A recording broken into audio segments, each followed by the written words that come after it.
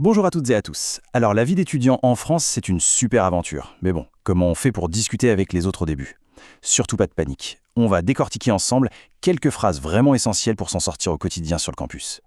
Alors voilà le programme. D'abord, on va voir les bases de chez les bases. Comment on parle de son emploi du temps. Ensuite, sujet incontournable, les examens et les devoirs. Après ça, on s'attaque à la vie de campus, les profs, les résultats. Et pour finir, on se fait un petit récapitulatif super pratique de toutes les phrases importantes. Voilà, ça c'est notre document de base. Bon, je sais, ça peut paraître un peu chargé comme ça avec toutes ces phrases, mais vraiment pas de souci, on va prendre tout ça tranquillement, morceau par morceau, pour que tout devienne super clair. Allez, on attaque la première partie, gérer son emploi du temps. Franchement, savoir demander où et quand on a cours, c'est le b.a.-ba de la vie étudiante. Ok, mettons-nous en situation. On est dans un couloir, on croise quelqu'un sa promo. Comment on fait pour demander le programme du lendemain? Simplement. Eh bien, on peut dire « Tu as cours à quelle heure demain? Dans quelle salle ?» Et la réponse, souvent, elle est tout aussi simple. À 8h30, en salle 102, dans le bâtiment H. Voilà, clair, net, précis. Regardons un peu la structure de la question. C'est hyper simple. La base, c'est « tu as cours ». Et sur cette base, on peut ajouter ce qu'on veut. À quelle heure? Pour l'heure. Dans quelle salle? Pour l'endroit. C'est une sorte de Lego en fait. On pourrait même demander « tu as cours de quoi ?» C'est vraiment le modèle de phrase à garder en tête. Bon, on enchaîne avec la deuxième partie. Ah là là, les examens et les devoirs. Sûrement le sujet de conversation numéro 1 entre deux cours. Le stress des examens. Oui, on connaît tous ça. Et franchement, en parler, ça aide. Ça permet de voir qu'on n'est pas tout seul à angoisser. Alors, comment on dit ça en français? C'est ce qu'on va voir tout de suite. Voilà une question super courante. Tu passes quand tes partiels? Alors, les partiels, pour info, c'est le mot qu'on utilise pour les examens, en milieu ou en fin de semestre. Et la réponse est tout aussi typique. Fin janvier, je stresse. Ce petit « je stresse », c'est génial. C'est simple, direct et ça dit tout. Alors attention, petit point de vocabulaire super important. En français, on dit « passer un examen ». C'est un peu un piège pour les débutants. Et pour l'émotion, le fameux « je stresse », c'est juste parfait. C'est une expression du quotidien, très naturelle et tout le monde comprend tout de suite. Bien sûr, la conversation ne s'arrête pas là. Une fois l'examen terminé, on demande souvent « ce n'était pas trop dur l'examen ?»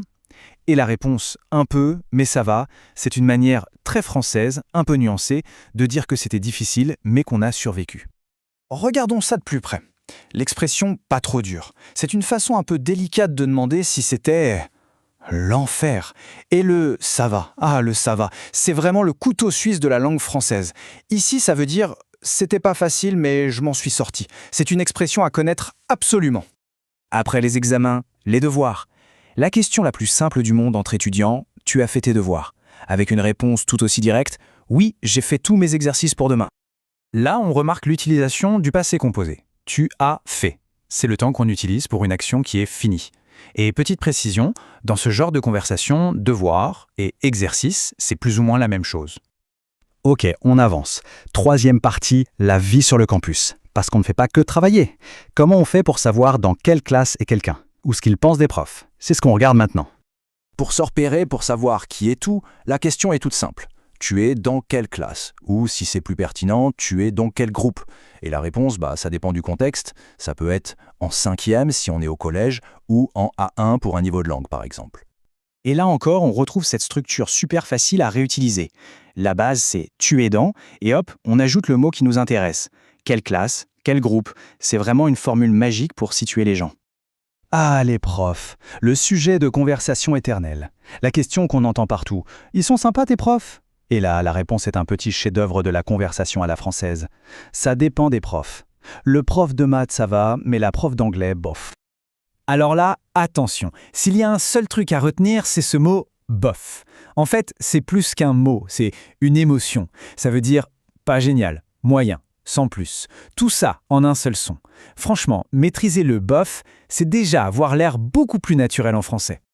Et on arrive au bout du parcours, l'aboutissement de tous ces efforts, le diplôme. On peut donc demander « tu as réussi ta licence ?» La licence, c'est l'équivalent du bachelor.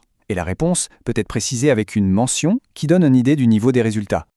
Le verbe à retenir ici, c'est « réussir ». Et connaître les différentes mentions, c'est-à-dire « assez bien »,« bien » et « très bien », c'est utile pour comprendre le système français et bien sûr pour féliciter ses amis. Allez, pour terminer, on se fait un petit récapitulatif. Pensez à ça comme une petite boîte à outils, avec toutes les questions clés qu'on vient de voir, prêtes à être utilisées. On les repasse vite fait une dernière fois. T'as cours à quelle heure? Tu passes quand tes partiels? Ce n'était pas trop dur l'examen? Tu as fait tes devoirs? Tu es dans quelle classe? Ils sont sympas tes profs? Et enfin, tu as réussi ta licence. Franchement, avec ça en poche, on est déjà super bien armé pour engager la conversation. Et pour conclure, une petite question à méditer. Parmi toutes ces phrases, laquelle semble la plus facile ou la plus utile pour se lancer? Laquelle pourrait servir dès demain? Parce que le secret, au final, c'est juste ça, oser parler. Merci d'avoir suivi ce décryptage et à très bientôt.